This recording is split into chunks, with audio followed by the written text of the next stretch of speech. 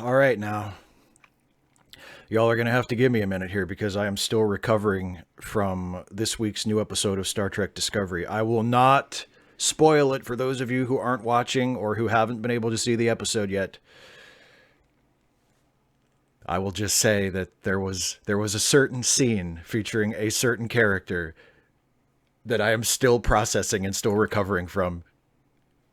In a good way. In a good way.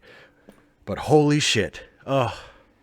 So anyway, hi everybody. Hi to everybody in the chat. If you probably have noticed, I decided to put my lights on fade this time, so the background will be gradually changing colors as I ramble on for the next hour and a half. So I hope you don't mind. I hope it's not too distracting. Anyway, hi everybody. Glad to see everybody could make it. And I just want to mention a couple of things here at the top before I get into patron questions. The first is, as usual, there are some fundraiser links in the description of this video. Some of them have been there for a couple of weeks. The top one is a new one for our friend Micaiah. If you have some spare change to spare, there you go, to coin a phrase, this week. Oh, spare change to coin a phrase. You see that? You see that? That's how this works. Anyway, if you can afford to part with a few dollars, any one of those fundraisers would be a wonderful use of your extra funds. And if you don't have the money, you can't afford it, you're not in a position to help in that way, please share the links on your social media and spread the word, because they're all our friends and they all need a helping hand. And I want to thank Some Random Geek, as always, for for reminding me to do that at the top of the fund, at the top of the stream, because it's very important. So, and also, just a reminder, when I get into the patron questions, because I know this has happened a couple of times. I think this might have happened last time and I didn't find out about it until after the stream was over. When I go into the patron questions and I'm answering the pre-submitted questions, I usually don't even look at the live chat while I'm doing that. I don't come back to the live chat until after that's over, near the end of the stream. So if you have a question for me in the live stream, please hold your question until I say, okay, now I'm going to turn to the live stream. And especially if you have it in your wonderful, generous heart to give me a super chat, please do not make a super chat while I'm not looking at the live chat, because I will miss it, and then your donation will still be greatly appreciated. But if you had a message or you had a question you wanted me to answer, I may very well completely miss it. So save your questions in the live chat, and especially save super chats until I get through the patron questions. Okay, housekeeping bit is over. Thank you all for joining me, and let me go now to some pre-submitted questions from my Patreon patrons, and let's see what they had to say. The first question is from Brexit is political cancer and we need a second people's vote, neo-normie. Again, the ever-changing, almost always delightful username. And the question is two-part question. Should the Gary 7 TV pilot that was in TOS be followed up with a pre-Third World War Star Trek prequel connecting with the Vulcan who stayed on Earth from Enterprise? And if you were going to follow up a Star Trek mystery, i.e. the parasites from TNG Conspiracy, or the machine world V'ger Discover, or whatever happened to Seska's half Cardassian, half Kazon baby, or maybe a Trek show from 1 million years after Nemesis, like was done in Babylon 5 with humans evolved like Vorlons. And I guess the question then is, like, which one of those would I do? Or if I was going to do a Star Trek show like that, what would I do? That's actually a tough question for me, because all of the things that you just mentioned are parts of the Star Trek mythos that I don't find all that interesting. Like, the unresolved mysteries, the little niggling, like, oh, I wonder whatever happened to that loose end type stuff from past episodes. Like, I think that's really fun stuff to speculate about and have, like, you know, nerdy fan talks about. Like, I love that kind of stuff. But in terms of what I want to set a show during that, or what I want to do a series to explore that kind of thing just doesn't, that doesn't grab me as much as other stuff. So, I don't know if I had to pick one. I don't know, you know, and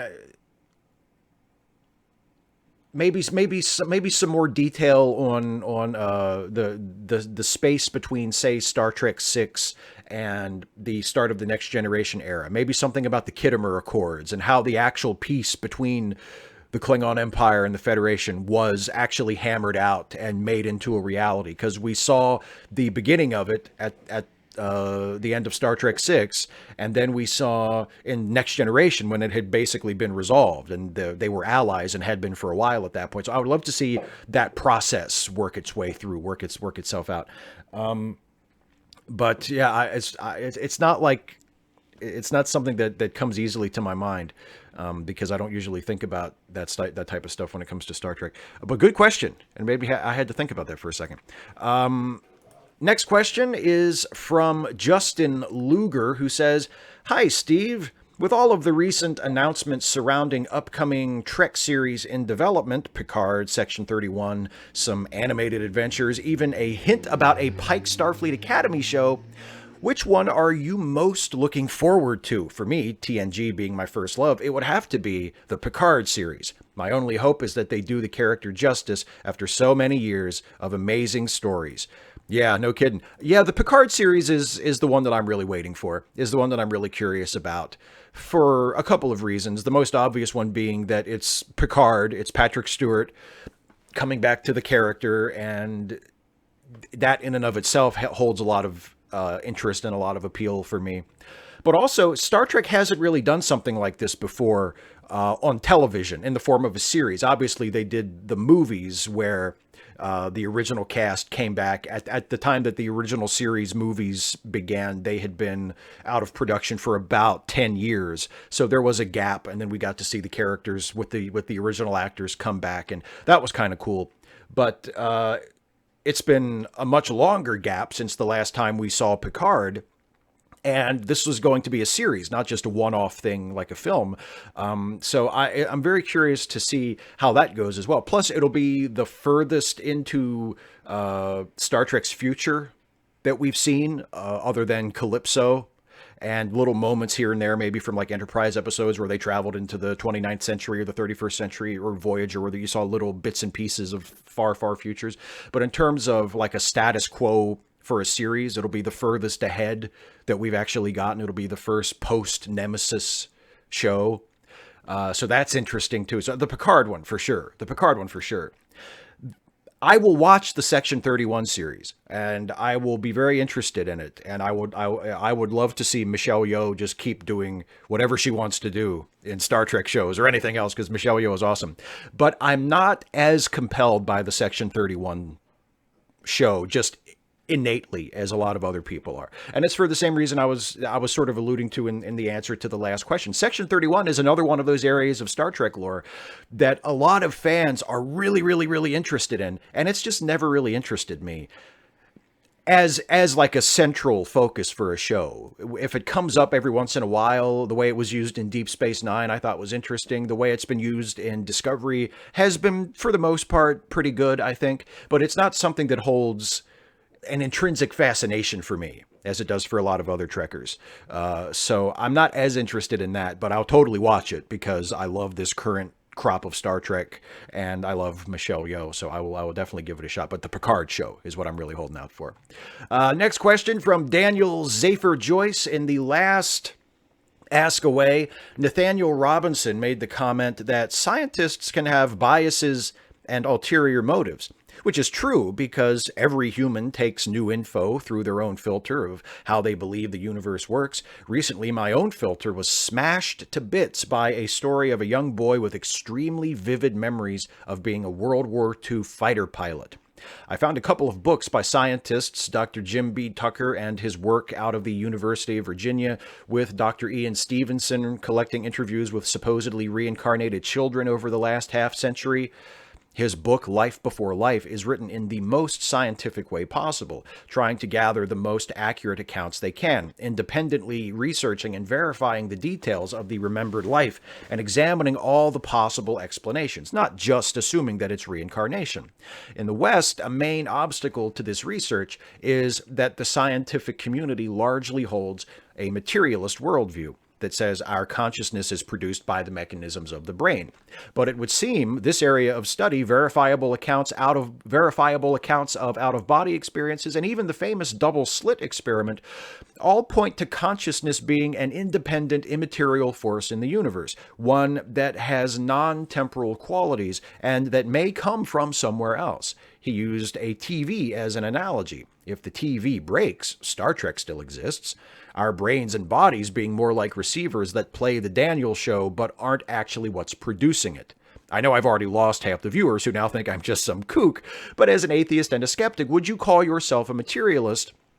Or are you open to the idea of what we call soul or God, being crude analogies for real immaterial forces that have scientifically measurable impacts in our universe? Star Trek has explored this concept since the beginning with the non-corporeal alien consciousnesses like the Organians, Trelane, Q, and more recently the inhabitants of Pavo. This season of Discovery has directly mused on this with Pike's revision of Clarke's law: any significantly advanced technology is indistinguishable from God. In that scene, Michael is the materialist and Pike is the more open-minded scientist who points out that there is still a lot we don't understand about the universe. Thoughts? Yeah, boy, there's a lot there to unpack. Yeah, I would say yes, I am a materialist, but like everything else, I would like to think that that is provisional. If there were ever convincing, compelling evidence of things like you describe being written about in the book Life After Life or Life Before Life, and other indications that consciousness comes from somewhere other than our brains, and that there are things that are analogous to what we think of as a soul or a spirit, but as you say, are scientifically quantifiable. I'm open to the possibility. I see no reason right now to believe that such things exist. But if there were more compelling evidence than I have currently seen, yes, of course I would be open to it. I think everybody's beliefs should be open to revision in the face of new evidence. I think that's very important. So yeah, I would like to think I would be willing to accept something like that if there were compelling enough evidence.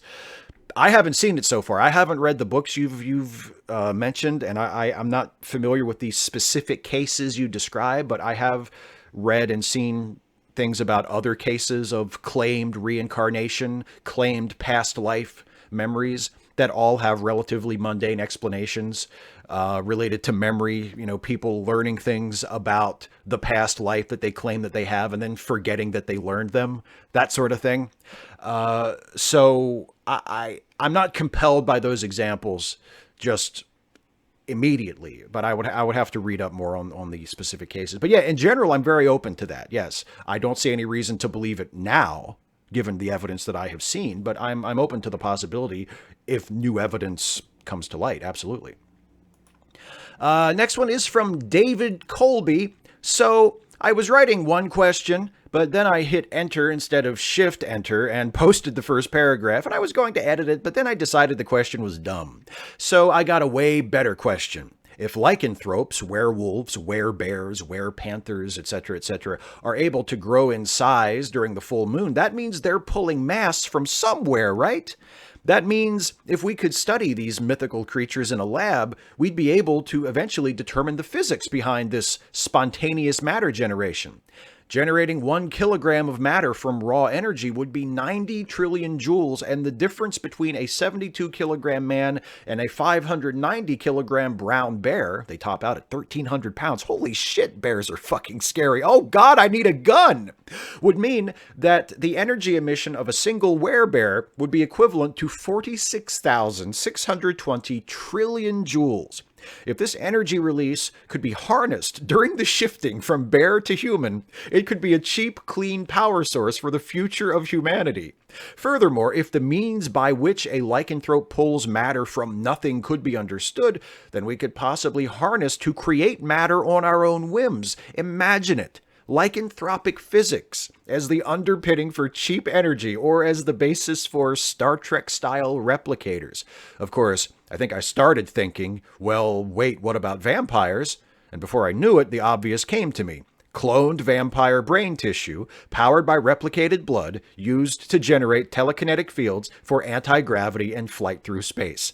My question is, why does no one else ever think of this stuff? Am I mentally unwell? Is it a condition? Should I be seeing a doctor? Or are all of you the crazy ones? I think you're just creative.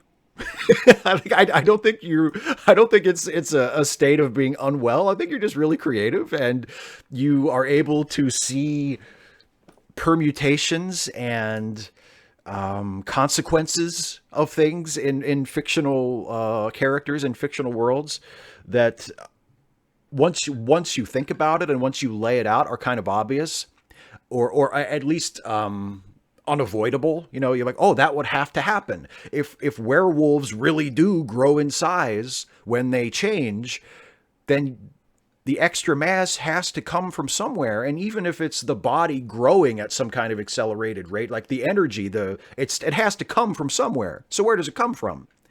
And yeah, I think that's a really interesting question. And then the fallout from that being, well, if we can figure it out, look at all the different scientific applications it could have. I think that's a really, really clever question and a really clever hypothesis of what would be the consequences of that. And I think that's really fun. And you're right. The idea of, oh, if we can figure out how werewolves do their thing, then that can be the key breakthrough to matter replication and teleportation. And if we can figure out how vampires can change form or fly, well, then we can do anti-gravity and we can do all these other things. I think that's hilarious. And that's a really great idea. You should write something about that. You should use that. You should work that into a book somewhere, David. I think that's a really great idea. I think that's, obviously you need a story on top of it, but the premise, the idea of a world where that is the basis of technology, Jesus Christ, that's clever. That's really, really clever. Nobody steal that. That's David's. Next question is from Jonathan, who says, I watched your Orville video the other day, and you mentioned a couple other fan projects like Star Trek Continues. I'm wondering if you've seen Shield of Tomorrow, and if so, what you think of it. No, I have not seen Shield of Tomorrow. The Star Trek fan productions I have seen, the only ones that I've seen everything of are Star Trek Continues and Star Trek New Voyages, which I think eventually rebranded to Star Trek Phase 2. I've seen all of those, and I've seen all of Star Trek Continues. I've seen a good bit of Star Trek Hidden Frontier, which they produced a bunch of episodes. I think they ended up doing like 7 seasons. Not every season. It wasn't like a full TV, like 20 episode season, but they did a whole bunch of stuff like 10 years ago.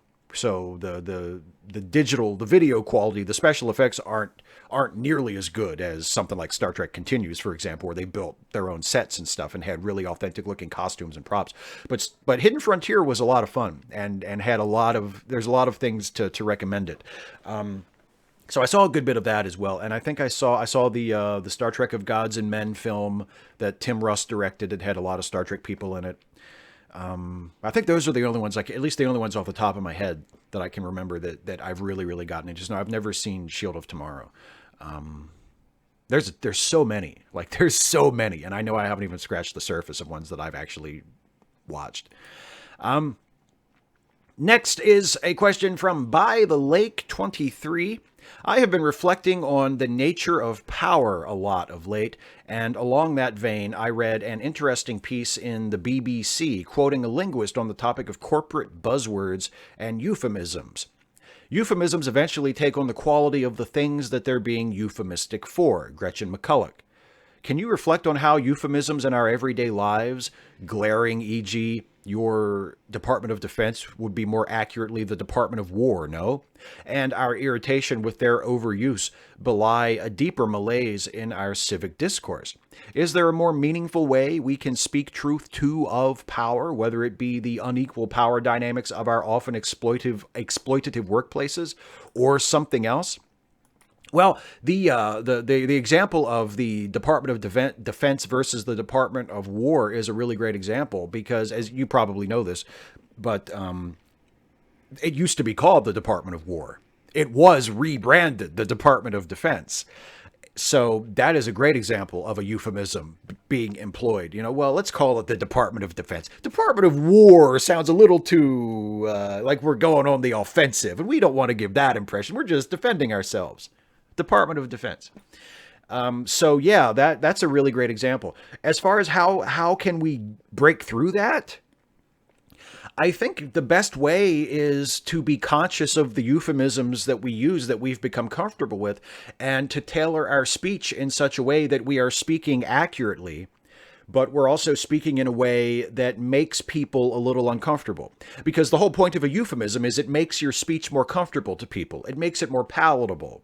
You're not saying what you want to say. You're not referencing something in a way that is thought of as being a little too direct, a little too unvarnished, a little too raw. You're saying it in a way that's acceptable. It's indirect. You're kind of using a metaphor. You're referring to it a little bit, but you're not asking that people look right at it, right? It would probably be a good idea to find a way, while maintaining a certain eloquence and a certain erudition, to get people to look right at it, to not just fall back on euphemisms. There's a lot of use, a lot of value in when you take writing classes, or anytime when you're striving to become a better writer. The avoidance of cliche is always a very important point, and that's something that if you've written a manuscript, one of the best steps you can take to improve it in the second draft is read through and look for cliches. Look for comfortable turns of phrase that we hear in our speech a million times a day. And if you don't absolutely need it, if there's a more creative way you can say it without it sticking out like a sore thumb or being clunky or sounding pretentious or whatever, it's very complicated and very exhausting work at times. But if you can avoid cliche, you should do it. That's just good basic writing advice. And we should do that in our speech as well, especially if we're talking about political speech that is designed to spur people to action or to call out powerful people who are abusing their power. Don't just rely on cliches. Speak specifically and precisely and provocatively. So I think that's an important thing to keep in mind.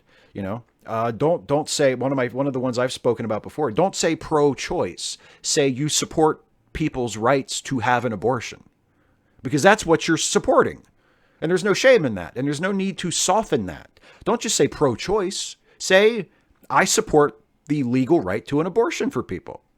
And don't say pro-life. Say they oppose people having the right to have an abortion. Or get really, really raw with it and say they support forcing people to continue pregnancies that they don't want to continue.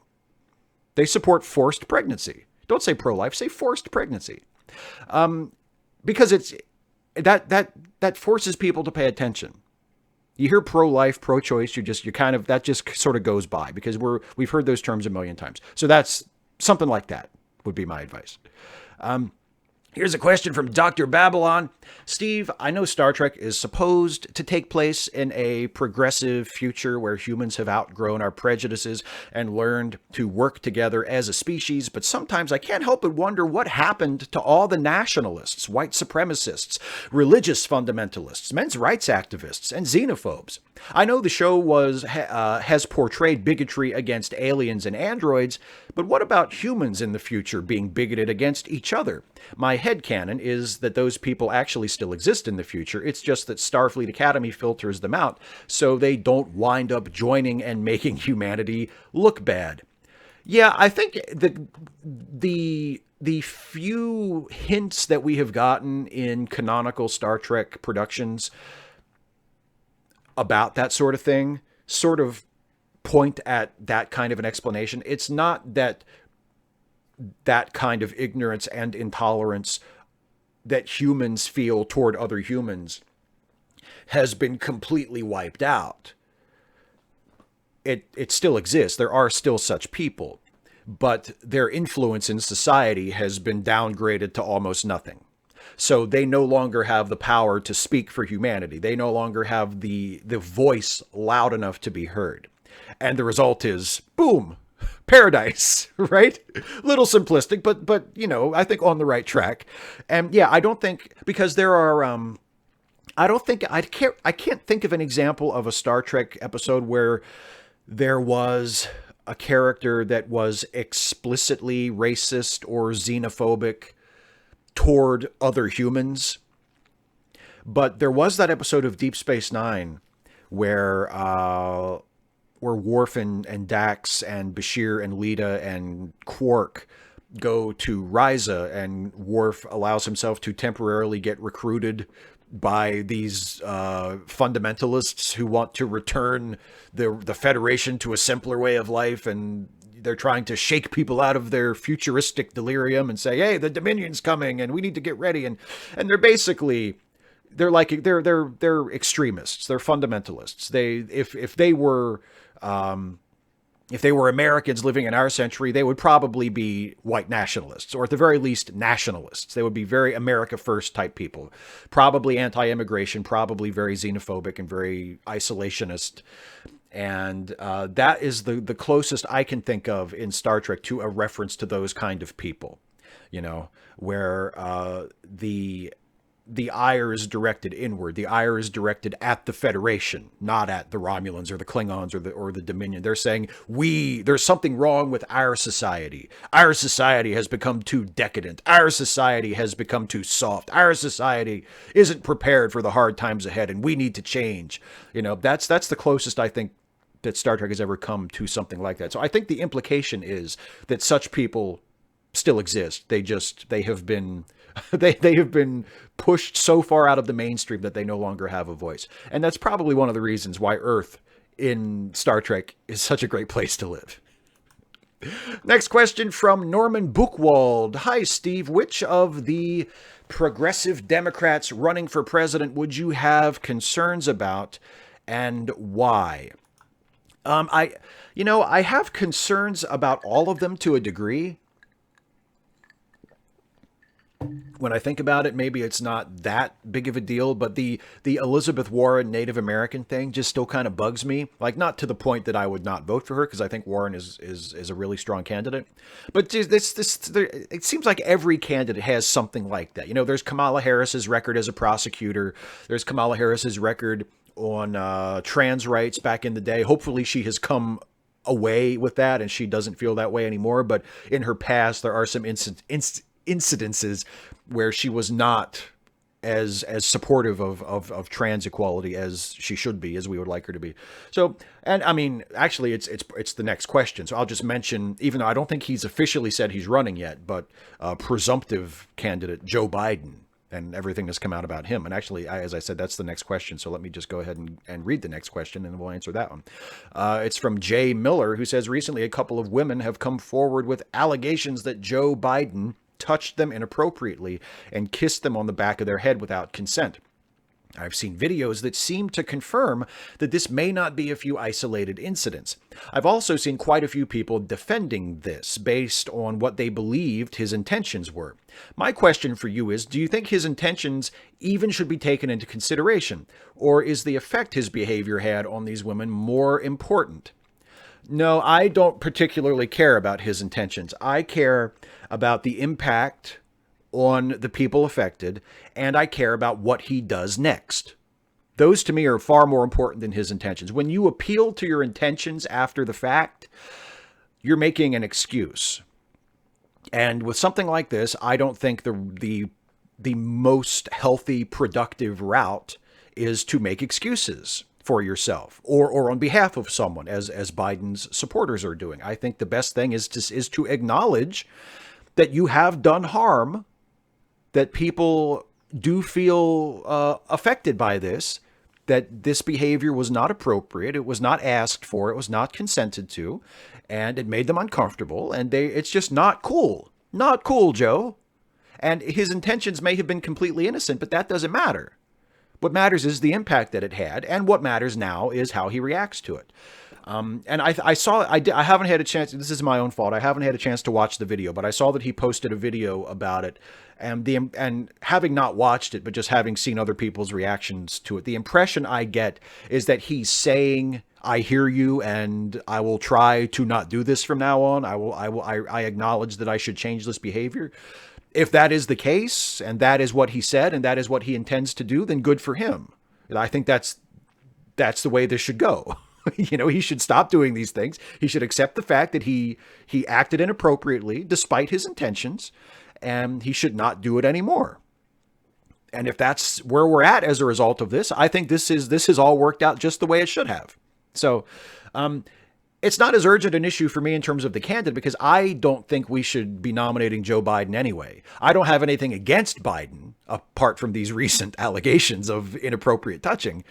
I don't have anything against him. I thought he was a fine vice president. But he's not who I think the Democratic Party should be putting out front. I think they should be choosing someone fresh, someone new, someone who wasn't a major contender last time, someone who wasn't vice president, someone who is not Joe Biden, someone who is new, right? So, but yeah, the Biden thing, he should own up to it and he should change. And if that is indeed what he is doing, then I think that's great.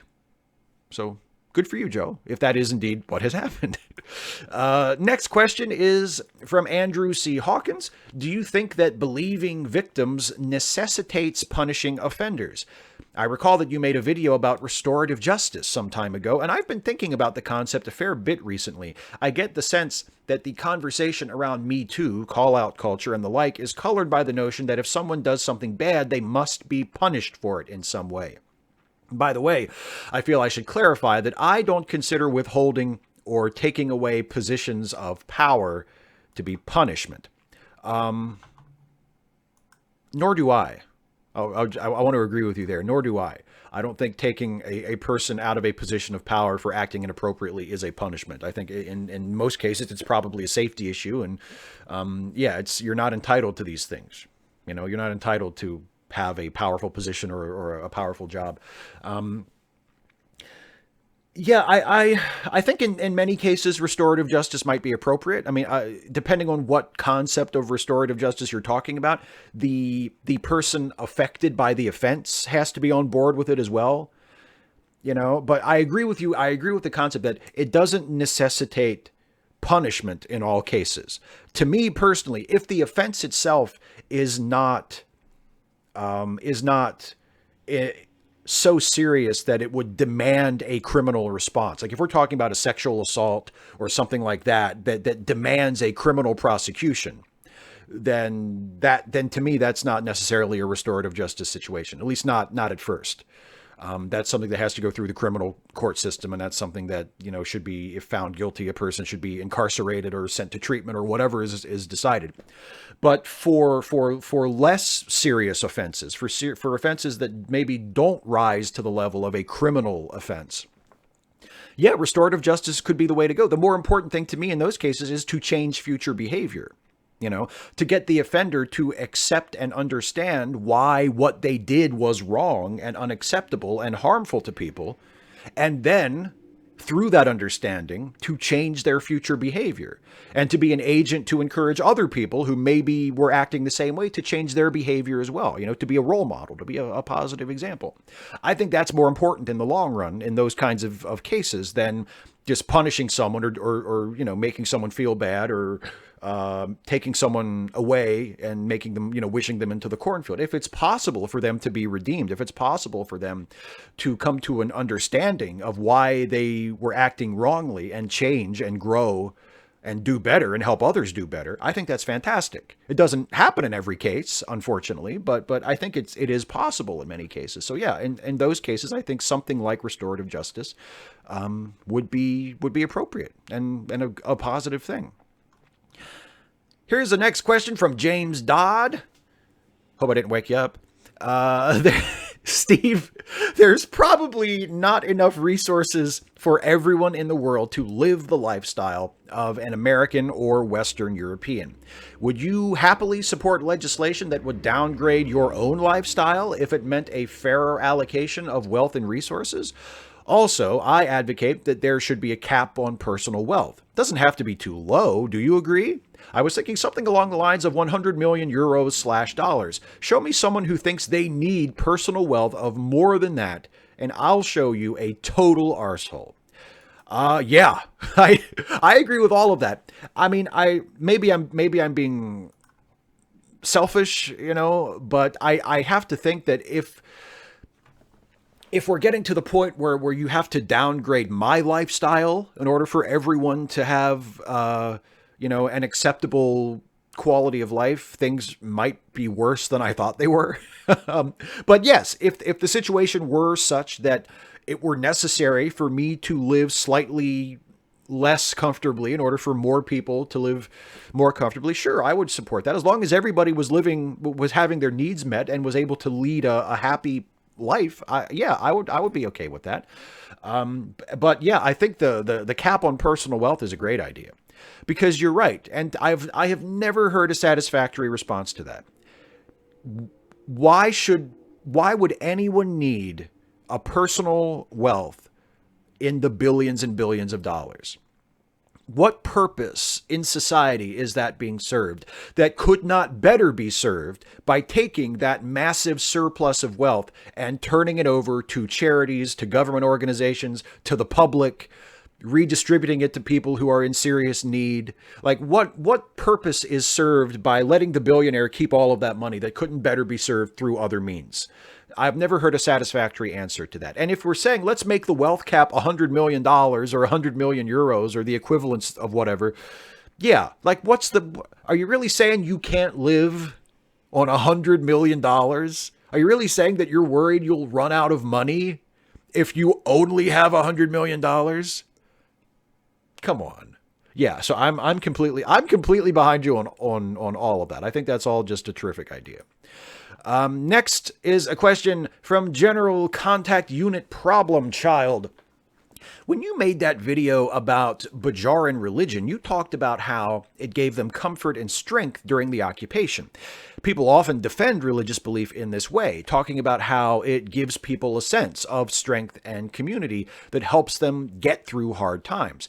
My issue with this is people wouldn't use it to defend believing in other non-religious things that are untrue, regressive, or toxic. How would saying the Bajarans' belief that the wormhole aliens are actually benevolent gods watching over them help them survive the occupation be different from saying the Bajarans' belief that the world is a flat disk helped them survive the occupation?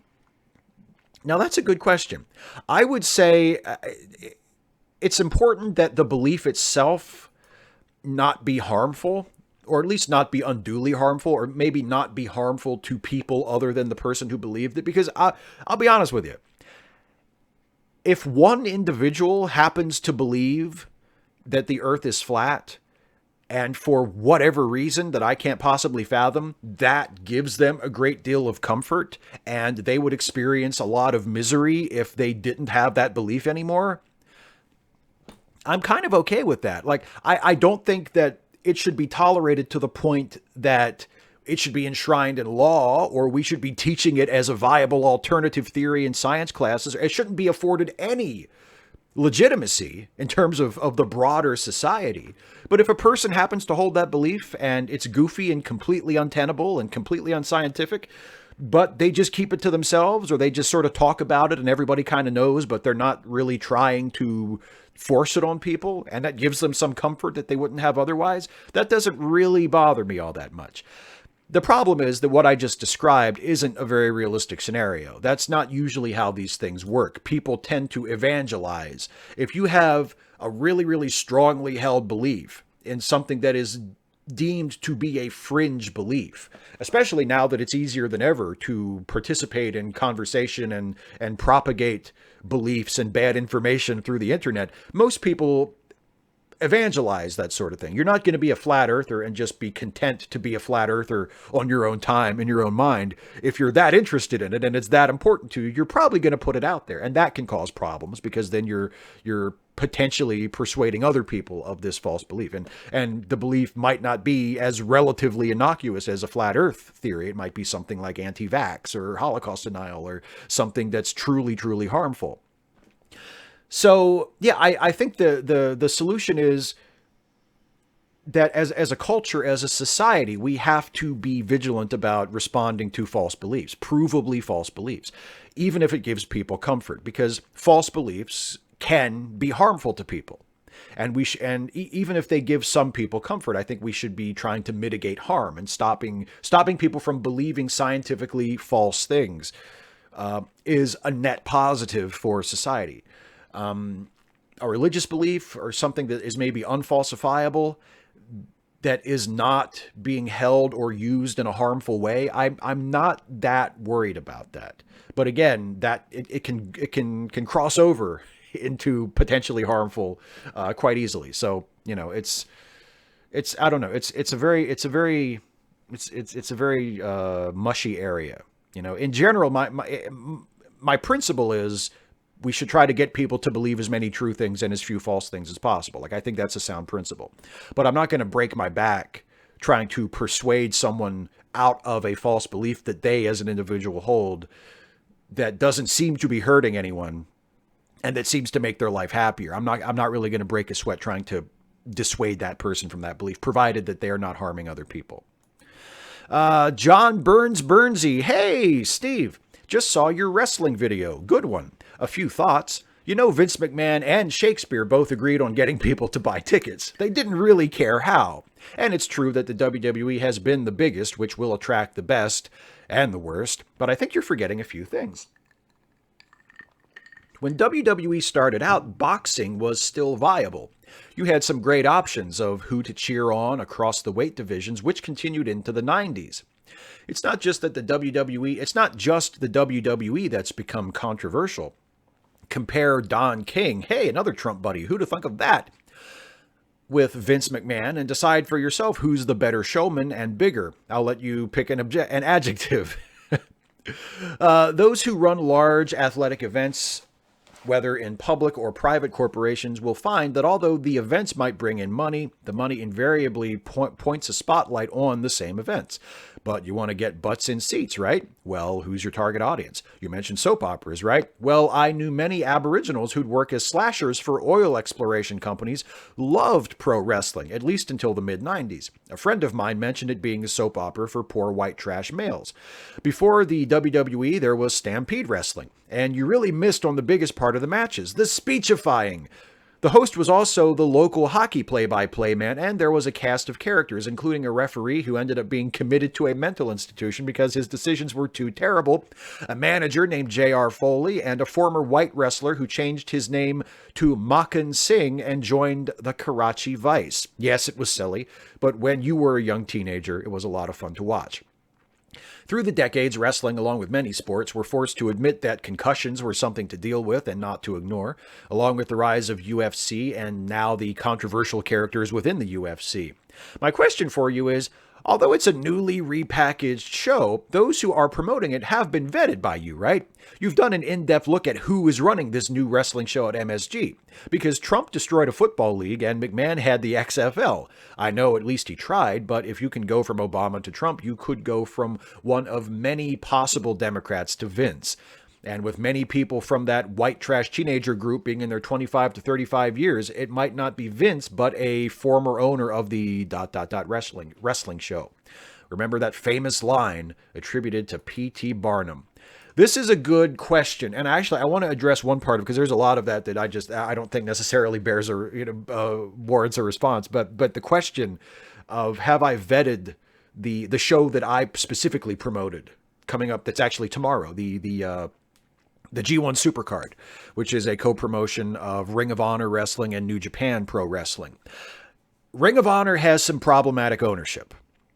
Ring of Honor has some very problematic ownership. Ring of Honor is owned by Sinclair Broadcasting, which a lot of you probably know. And if you don't know, John Oliver has done a segment, at least one segment about Sinclair Broadcasting. Sinclair Broadcasting is a company that owns a lot of local TV stations here in the United States. I think it's the largest single owner of independent TV stations.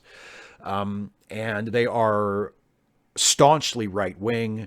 They interfere in their local news broadcasts. They send people pre-written commentaries that are to be read on the air of the local news broadcasts that are invariably right-wing and pro-Trump and pro-Republican. Sinclair Broadcasting is a bad company, right? And they own Ring of Honor Wrestling. So you should be aware, if you are a Ring of Honor fan, that when you support Ring of Honor in a monetary way, if you subscribe to their streaming platform, Honor Club, or you buy a ticket to one of their events or buy one of their pay-per-views, that you are putting money in the pocket of a company that is owned by Sinclair Broadcasting and therefore, after a fashion, putting money into the pockets of Sinclair Broadcasting.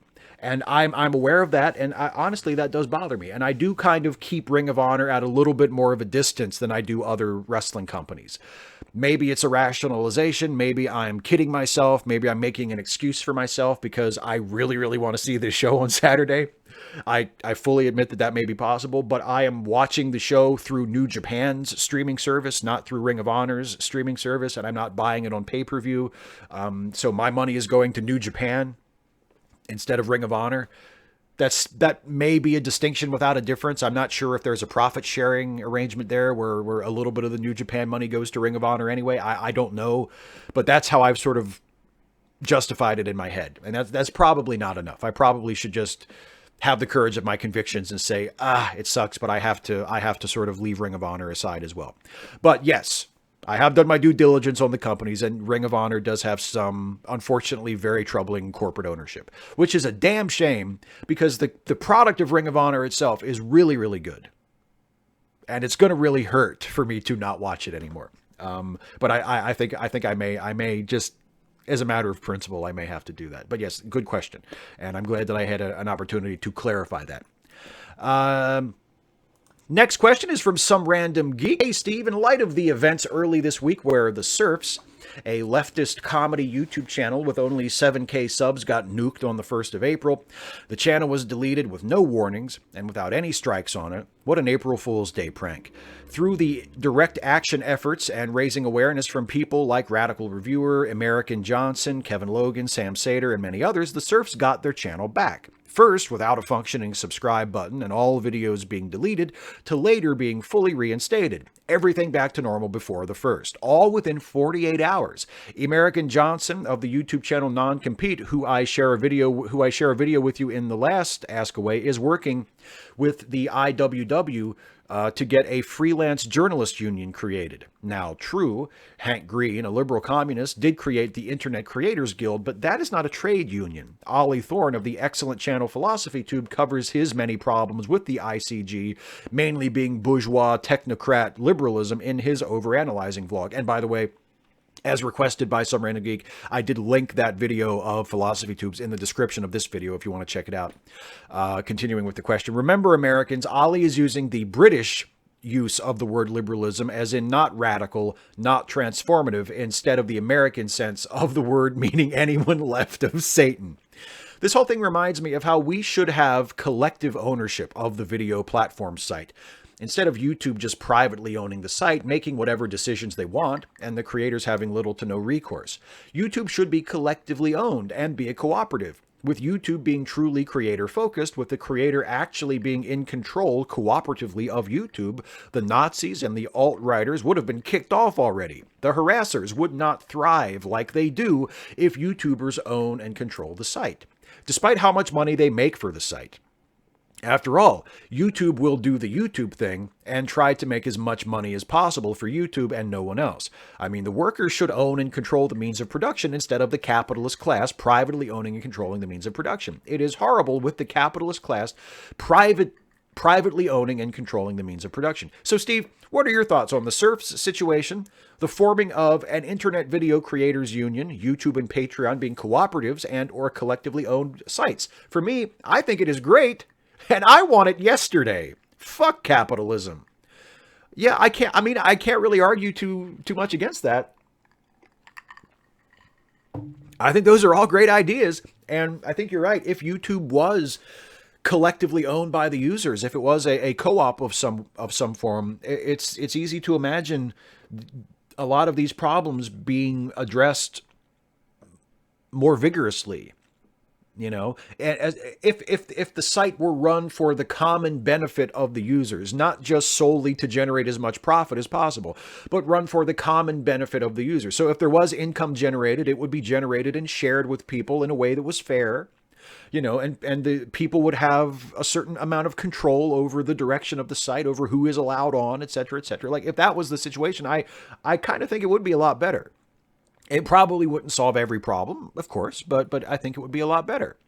By the time I heard about the serfs situation and really knew about it, it had mostly been resolved. I saw some people that I follow on Twitter tweeting about it, and I was sort of dimly aware of it. And then I looked into it, and it seemed like their channel had been brought back. So I was very happy to see that. I was not familiar with them before this. I followed them on Twitter after this, after I heard about this, and subscribed to their channel. So I'll try to make some time to watch their stuff now. But I was not. I had never. I don't think I had ever heard of them before. But yeah, I think yeah, it shows you the bad side and the good side of YouTube's current broken, fucked up, completely inadequate system, where someone can false flag an entire channel into oblivion. But if it is truly an injustice and enough people can rally behind it, YouTube will reverse that decision. It should never get to that point in the first place, but at least there is some hope. There is some recourse if that happens. But yeah, the situation you describe where it's more cooperatively owned, that's a great idea. Not holding my breath that that'll ever happen, but obviously that would be a preferable situation to what we have now. Next question is from Nathaniel Robinson. Hi, Steve. Does the whirlpool take place in Star Trek's white space? Is Michael Worley really Q? Should Cisco call him Pops? Perhaps more seriously, what were the reasons you gave Michael Worley a strongly Catholic bent, especially when many Protestants would consider Catholics to be imperfect Christians, if Christians at all? Well, since when do I give a shit what Protestants think? I am neither a Protestant nor a Catholic, so I don't give a shit what Protestants think. I made Worley a type of Catholic. Worley is a traditionalist Catholic.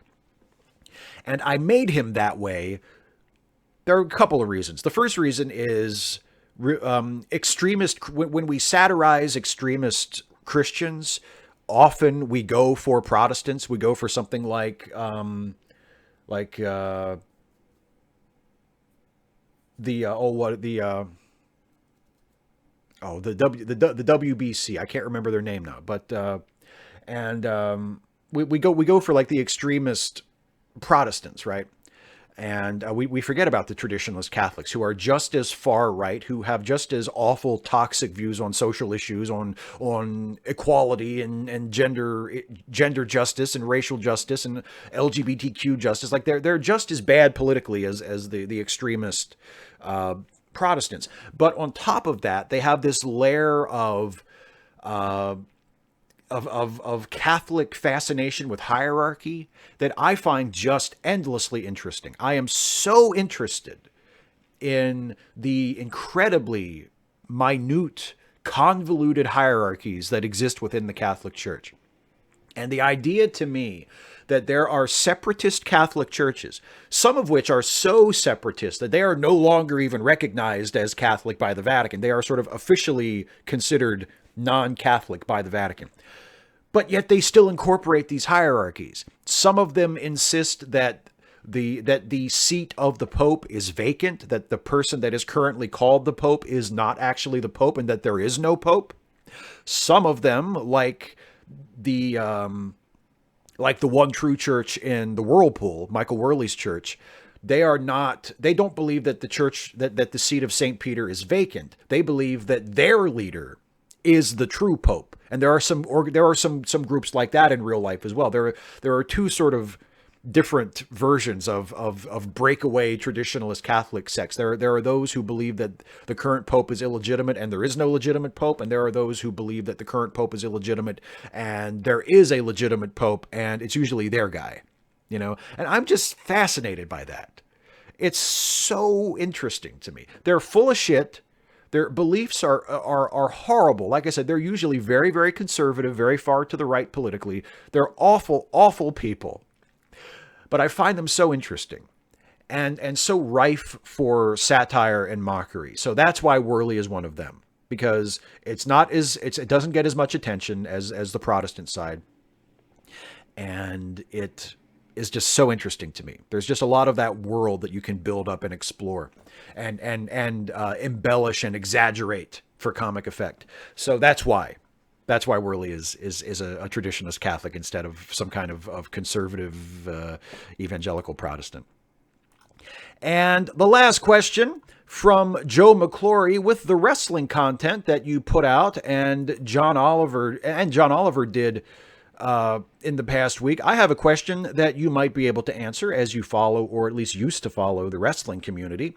Do you think that if everyone that has moral problems with the McMahons and the way they run the WWE stopped supporting them and went over to one competing organization, would that be enough to make that program a true competitor? Or are there enough fans that don't care about the health of the wrestlers and don't care that some of the money comes from Saudis and don't even care or even like that some of the money goes to, or even like that some of the money goes to support President unindicted co-conspirator to make sure that the WWE was still a de facto monopoly? I think that if every fan who has those kinds of qualms picked one company and supported that one company with commitment, continuously, I still don't think that company would necessarily be a serious competitor to WWE. I think that company would be able to exist and be able to thrive at a certain level. Maybe they could even get a TV deal. Maybe they could even become a very, very successful company, the likes of which hasn't been seen in the United States other than WWE since WCW went out of business.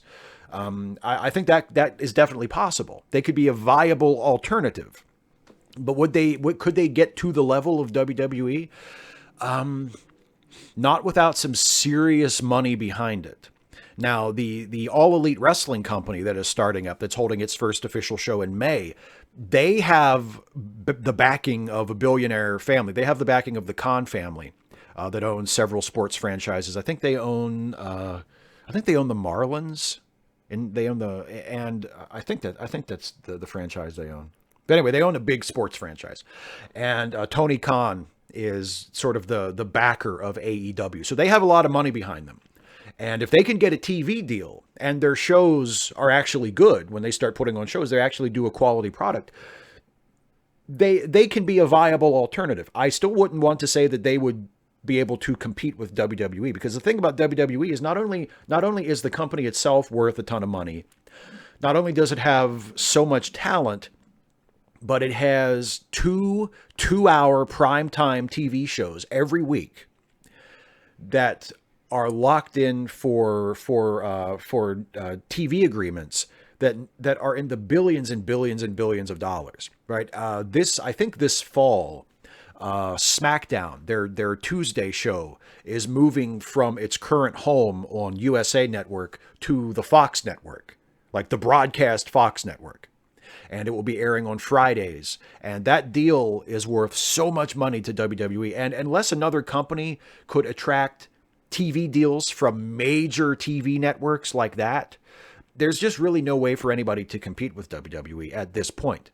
But if all the fans who have my qualms pulled their support from WWE and moved it to the same company, it would definitely make that company a viable alternative. But would it be a competition to WWE that would threaten WWE's market share to a serious extent? I don't know if it would. I think WWE at this point is so far ahead of everybody else. And you're right, there are just a lot of fans who don't give a shit.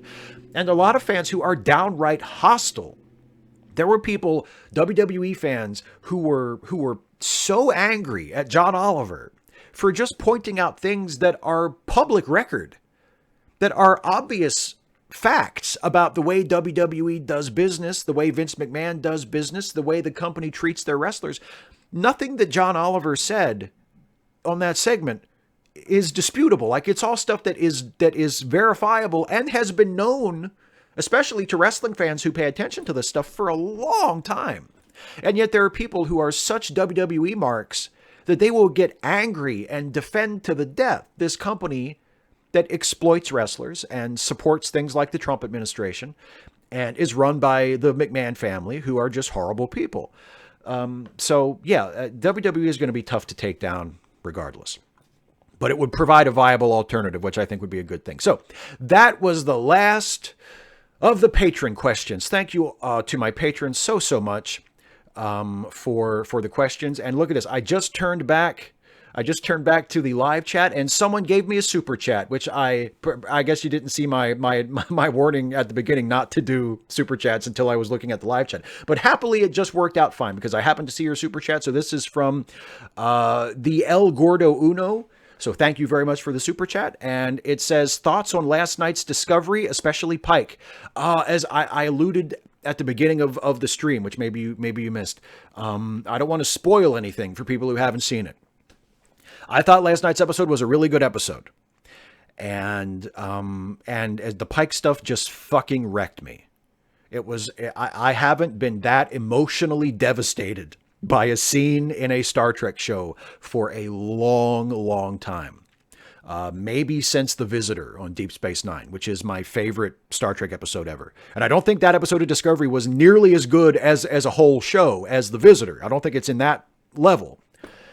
But the Pike stuff was unbelievable. It was so beautiful and so heart-wrenching. It was amazing. I loved it.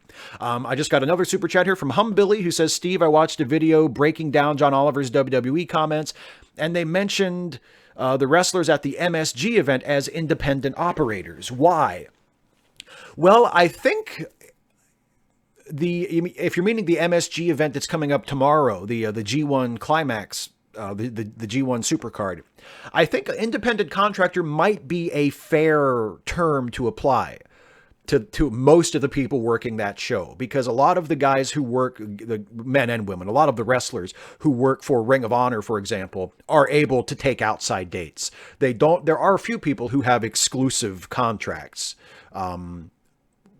similar to a WWE contract, but a lot of them, most of them, I think, are able to take outside dates if they're not working for Ring of Honor on the same night. And the same deal with New Japan. There are some people who have exclusive contracts, but there are others who are able to take outside dates. So in most of those cases, independent contractor might be an accurate term. Not all, because if you have an exclusive contract with a company, I don't think you're an independent contractor.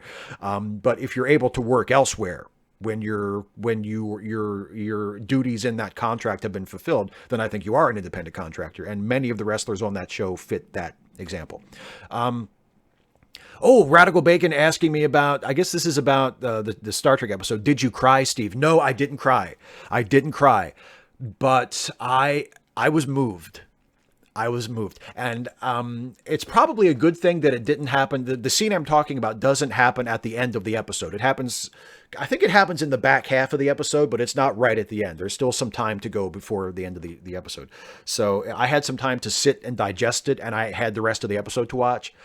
But it was, yeah, it wrecked me. I didn't cry, but I was very, very, very taken with it. Plasma Burn Death. Please talk about Borg Gate. LOL. Picard leaves Borg drones and tech behind, and Archer has to clean up after him. Picard is the most dangerous time traveler. Thanks.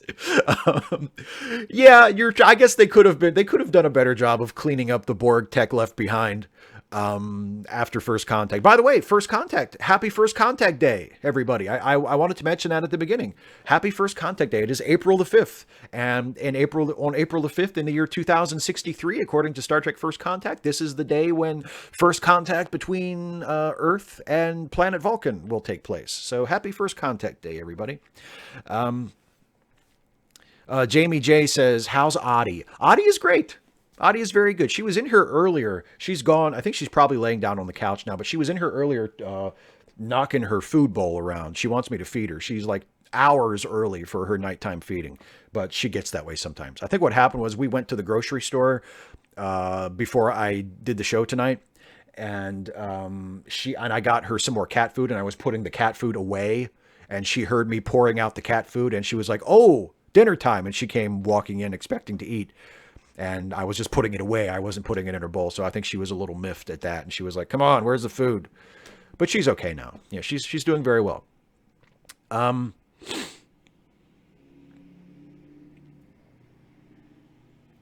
Carlisle the Cinephile, I'm going to be GMing a Star Trek tabletop RPG, and I'm looking for storyline ideas. In terms of timeline, the session will take place post-Nemesis. Do you have any ideas? Well, I mean, you could always talk about Romulus. There's a lot of possibilities with Romulus, with the relationship of the Romulan Empire to the Federation, especially if you're doing post Nemesis and you're also going to incorporate what happens in the first J.J. Abrams Star Trek movie. Remember that at the beginning of that movie, or not at the beginning of the movie, but before Spock Prime is thrown back in time, the event that is the catalyst of all of that is the destruction of Romulus. So that happened in the prime timeline as well. So you might want to incorporate that somehow. Couple more super chats. Thank you for the super chats, everybody. I really appreciate it. From from the Glory Hole Foundation. God bless you and your good work. Picard, Archer, Cisco, or Lorca? Pick your Trek dad. Oh, if we're going with dad, it's got to be Picard. Or maybe Archer. Archer would probably be a good dad. Picard or Archer. Cisco, I think, is my favorite character, but Picard or Archer has to be the dad. And then there was another one, another super chat from Joe Black Attacks. Thank you as well, Joe Black Attacks, for the super chat. Steve, I am currently listening to the Femme Freak Star Trek recap and laughed my ass off. Beep boop chair, I am rolling. I didn't realize they had posted it yet. Yeah, I got to sit in once again with Anita and Ebony for the Feminist Frequency Discovery recap. So if you want to know what I thought of this last episode of Discovery, we get a little more spoilery in the podcast. I hadn't noticed that it had been posted yet, but yes, I'm on the new episode of the Femme Freak Discovery recap with Anita Sarkeesian and Ebony Adams. So check that out too, and you'll get to hear me go a bit more into the episode as a whole, and I also talk about how the Pike stuff completely fucking destroyed me. So yeah, listen to that. I'll share the link when I get off the air. I'm glad that you're enjoying it.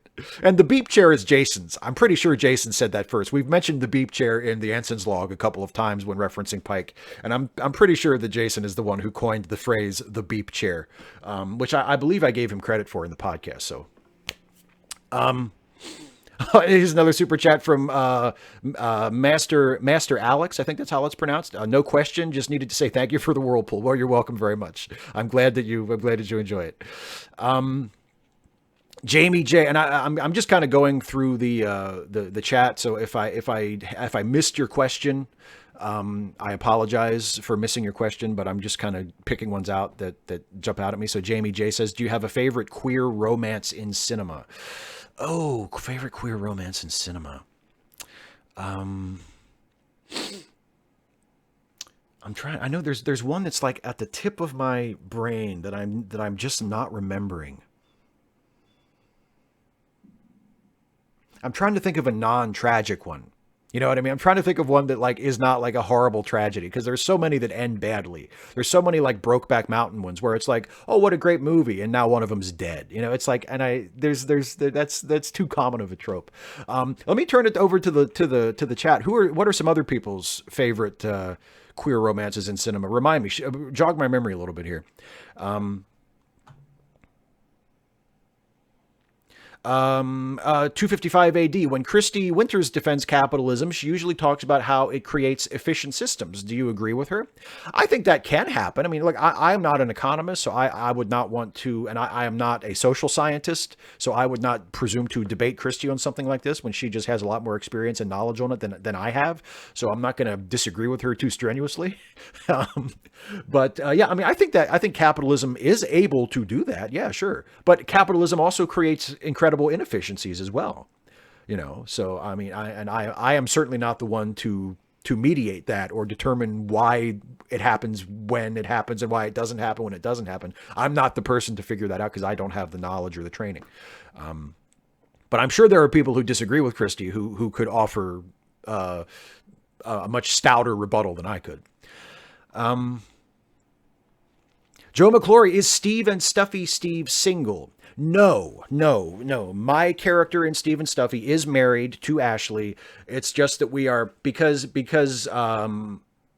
Ashley will no longer be appearing on camera as herself.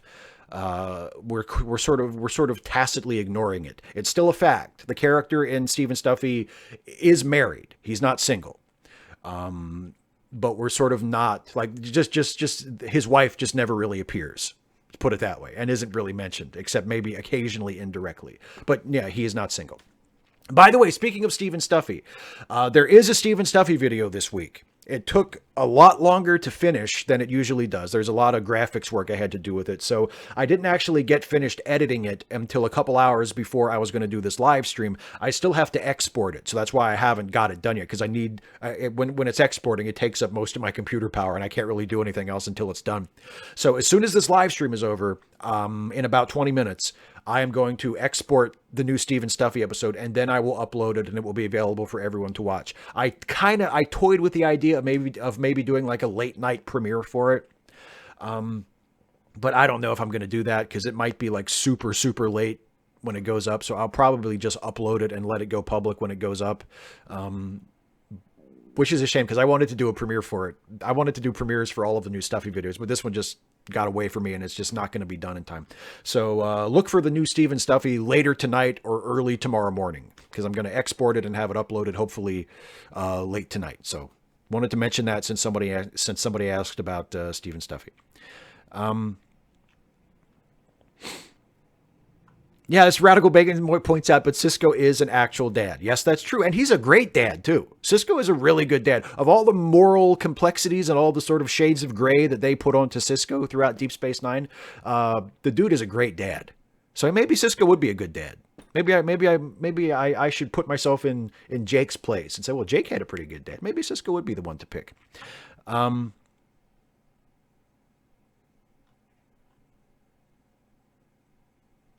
255 AD. Steve, why are you giving priority to super chat questions? Because they give me money.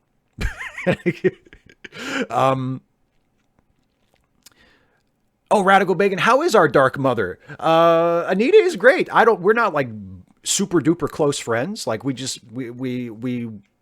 exchange private messages every once in a while and we talk about Star Trek. She's great. She's great to hang out with on the podcast and for a few minutes before and after. And she seems like a really lovely person. And right above that, Dorian Lindbergh is Star Trek Discovery Season 1 worth watching? Yes. Yes, I would say so. Orc at War 98, just above that. Which Star Trek characters have the best and worst morals? Best morals would probably be Picard. Worst morals, probably Quark. Or maybe Mirror Universe Lorca. That's pretty bad, too. Secular Scholar, who do you think is the worst Star Trek character? Well, for me, it's the Loxana Troi. I find Loxana Troi to be just insufferable. But I temper that by acknowledging that a lot of people absolutely love Loxana and consider her an icon. So I don't want to shit on people who think Loxana is great. She is definitely not my cup of tea.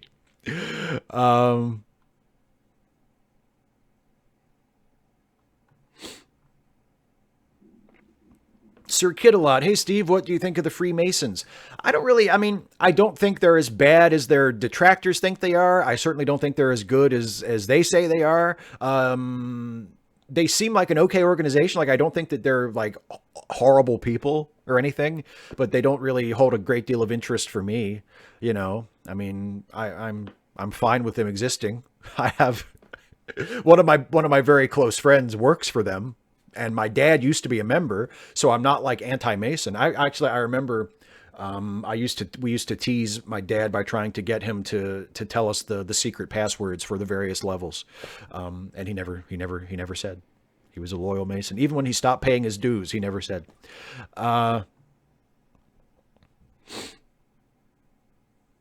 Someone for the queer couple. Somebody said Spock and Kirk. Somebody said Carol and Therese and Carol. See, I never saw Carol, so I wouldn't know that one. Master Alex says, Steve, are you a fan of the Fallout video games? I have never played them. I have never once played a Fallout game, so I can't say.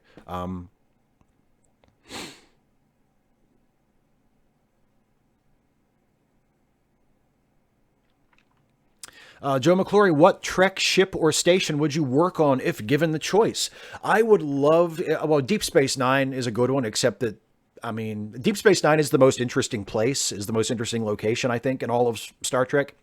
But you're constantly having to evacuate because it's about to be destroyed or it's being taken over by the Cardassians or, I don't know if it would be very stable. I love the movie era classic Enterprise. Kirk's Enterprise, the Enterprise, and then the Enterprise A. I love those ships. I just love those ships so much. It would probably be one of those. It would probably be the movie era original Enterprise or the Enterprise A. What's Anita like? She's great. I'm a little behind. I think I answered it already. She's great. She's great. Very cool, very laid back, very funny. Orc at War 98, who is the best and worst number one? Well, Spock is the best, and Chakotay is probably the worst. I noticed a couple of other super chats on here that I didn't see before, so let me get to them. Alexander Hagen, thank you for the super chat. What is your favorite aspect of Voyager?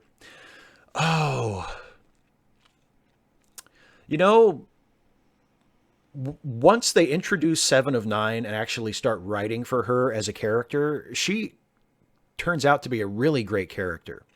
I know she was primarily added, I think, for eye candy.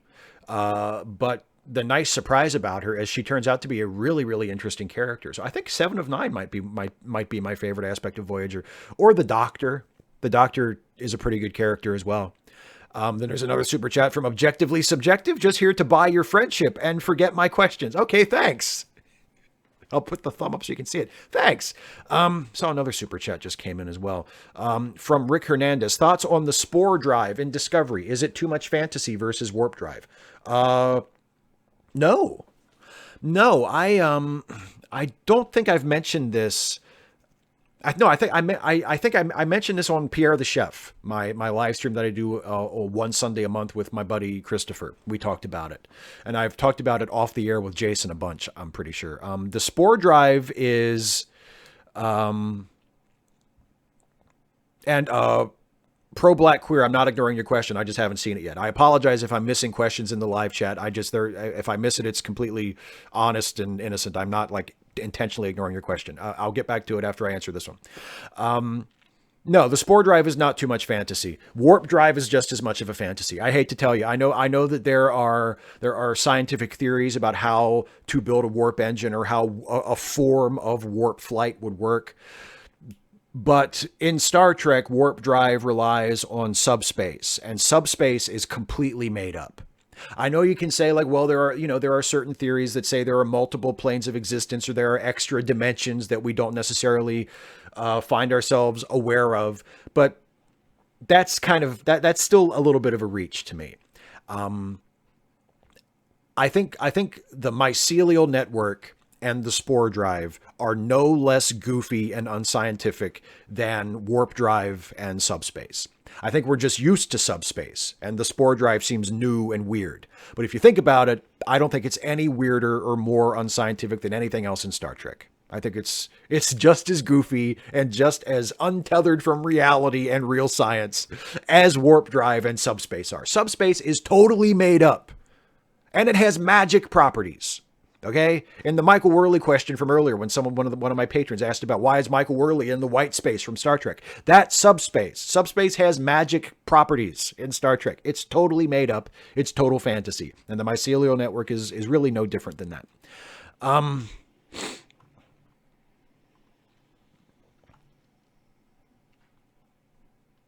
And let me see.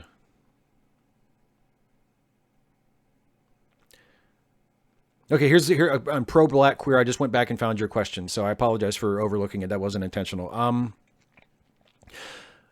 Wouldn't it be best if people that shared the same ideologies from across the world form their own countries, like liberal, progressive countries, xenophobe, fascist island, Green Party nation? Yeah, I mean, I guess it would be. Maybe it's too much of a fantasy. It would be nice if everybody could just learn to live together, but that's probably too much of a fantasy.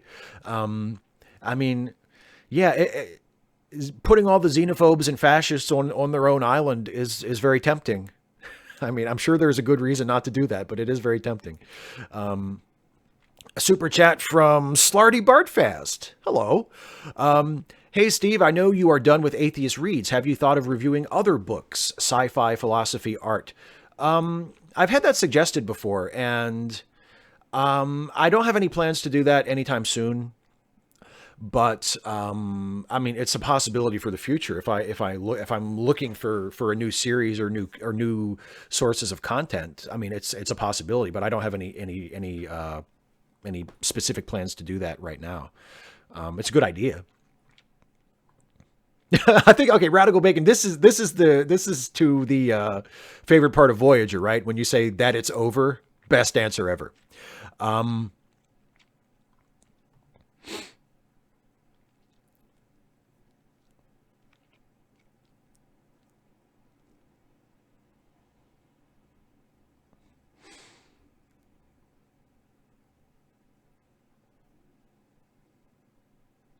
Someone asked me a question about Cisco. I saw as well. It was right before I went to the last. Someone asked. Yeah, Dorian Lindbergh asks, why is Cisco your favorite Star Trek character? Cisco is my favorite Star Trek character. I find his story arc really compelling. I find Avery Brooks as a performer to be very compelling, the sort of person that I don't want to look away from. I love watching him. And Cisco is the most complete person. I think of all of the major Star Trek characters, Cisco is the most complete person. Cisco is someone that, and as was mentioned, as Radical Bacon mentioned in the chat, Cisco is a father, right? We look at all the different ways we see Cisco. We see Cisco as a Starfleet officer, as a commander and a captain, as a boss. We also see him as one who is commanded, as one who has to listen to his superiors. And that's stuff that we've seen from other captains as well. But we see him as a widower. We see him dealing with grief and loss. We see him accepting an assignment that initially he does not want and grows into. We see him as a religious leader in the eyes of the Bajorans. We see him as a father. We see him as a child because his father comes on the show a few times. We see him as a husband because he gets married. So we see so many facets of him as a human being, so many different parts of his life. And to me, he is the only regular major character in all of Star Trek that we get to see live so completely. And that's one of the things that to me makes Cisco my favorite character, that he is a complete person in ways that other characters, however compelling and however great they may be, and there's no shortage of great characters in Star Trek, but Cisco is that complete person that you don't really get in other characters.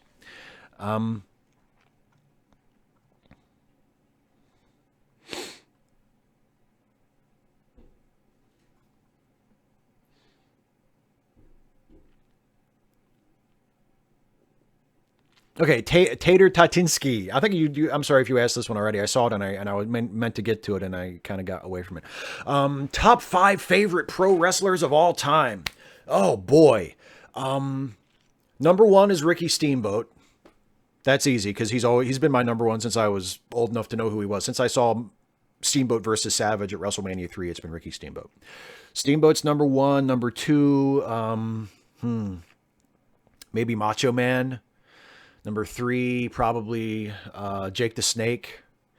Number 4, got to throw a good worker in there. I mean, Steamboat's a good worker, but I got to throw another good worker in there. So maybe Dynamite Kid. Oh, God, Dynamite Kid. Huge asshole in real life, but in the ring, one of the best ever. And 5, Flair, maybe. That's a pretty good top 5, right? Yeah, what did I say?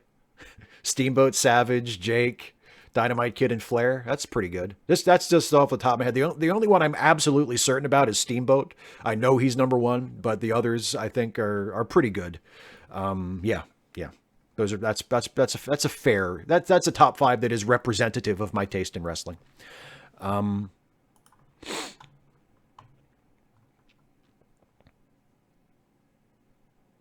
Yeah, it's more faves. Cisco also kept the tradition of baseball going. You're damn right he did. Cisco's a baseball fan. How can I not love that?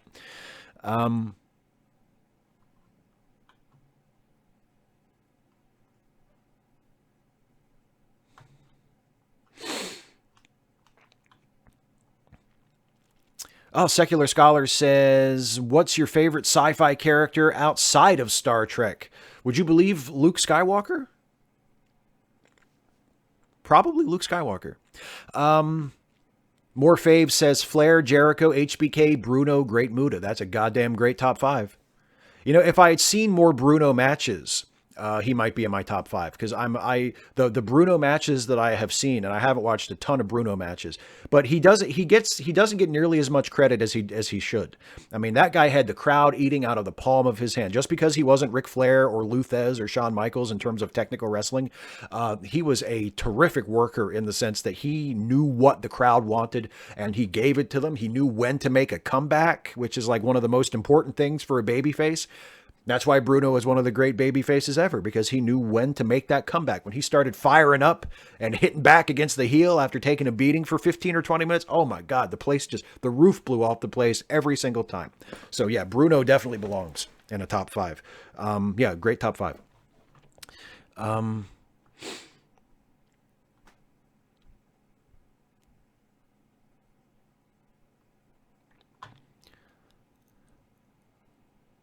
Oh, objectively subjective. This is a good top five too. Steamboat, Flair, Roberts, Bret Hart, Dusty Rhodes. Damn right. Dusty Rhodes is probably, if we're doing top five promos, I would say Dusty is either number one or number two for me. Jake, Jake the Snake is one of it. Jake in my head and in my heart, Jake and Dusty are constantly fighting each other over who was the best talker, who was the best promo. I might give it to Jake because he did amazing babyface and heel promos, and Dusty was mostly a babyface during his era when he was, when he came to be known as the master talker. But either Dusty or Jake for talking. But yeah, Dusty is fantastic. Jamie J, will you say that lesbians are great for me? As a lesbian, I am a huge fan of lesbians. Lesbians are great for me. I'm a huge fan of lesbians too. They're great. What the hell? Who would ever have a problem with lesbians? They're great. In fact, thanks to the internet and thanks to, I have some of my favorite people in the world, some people that I treasure their friendship and their insight and everything. They just so happen to be lesbians, and I think they're fucking awesome. Fuck anybody who has a problem with lesbians or anyone on the LGBTQ scale. Fuck all of that. Lesbians are great for me. Okay, I'm going to answer a couple more and then I'm going to wrap it up because we're close to 90 minutes. And again, I apologize if I've missed your question. I promise it's nothing personal. The chat just goes by fast and I know a lot of them I don't get. Radical Bacon, who is the Buck Bokai of the real world? I don't know who it is right now. Of relative, of baseball players who have played within the last 20, 25 years, it's probably Tony Gwynn. Because I believe Buck had kind of a Tony Gwynnish body type, if I recall correctly. He was kind of a fire plug type of guy. But if we're talking all time, like who's the greatest baseball player ever, who's the real life Buck Bokai, I would say probably either Babe Ruth or Willie Mays. One of those two. And if I had to put, if I absolutely with a gun in my head had to pick one, I would choose the Babe. Progressive liberal, Sting was the greatest WCW wrestler. Change my mind. Sting is a good pick. I mean, you got to, there's Flair, there's Arn Anderson. They were great. Chris Benoit, he who shall not be named, despite his abysmal ending to his life, was a fantastic wrestler and did most of his best work in WCW. Dean Malenko was a good one, Barry Windham. If we're including Jim Crockett promotions in WCW and we're including stuff from before the Turner buyout, you got to throw Barry Windham in there. But yeah, Sting's a good pick. I love Sting. I was a huge Sting fan as a kid. I loved Sting. Okay. So I'm gonna have to cut it off now. Oh, okay. One more. Jamie J, what is your favorite anime? I answered this because it just popped up, and they're making a live action movie of it. My favorite anime is Cowboy Bebop. I love Cowboy Bebop to this day. I haven't watched it in forever, but of all of the anime series that I have seen, and I haven't seen that many because I've never been like a huge anime fan, but I've seen every episode of Cowboy Bebop, and it sticks with me to this day. I thought it was absolutely splendid. And I think John Cho is a great choice to play Spike. I'm so happy with that casting choice. So yeah, Cowboy Bebop is my favorite anime. Okay, that's it, everybody. I'm going to call this to a close. Thank you all so much for the questions. If I didn't get to your question, I apologize. Thanks to everybody who sent me a super chat. Those are especially appreciated. I really love that. Thank you for watching. As always, if you like watching me on YouTube, maybe you'll like listening to me as well, because I co-host a couple of podcasts on the Lemmy Listen podcast network.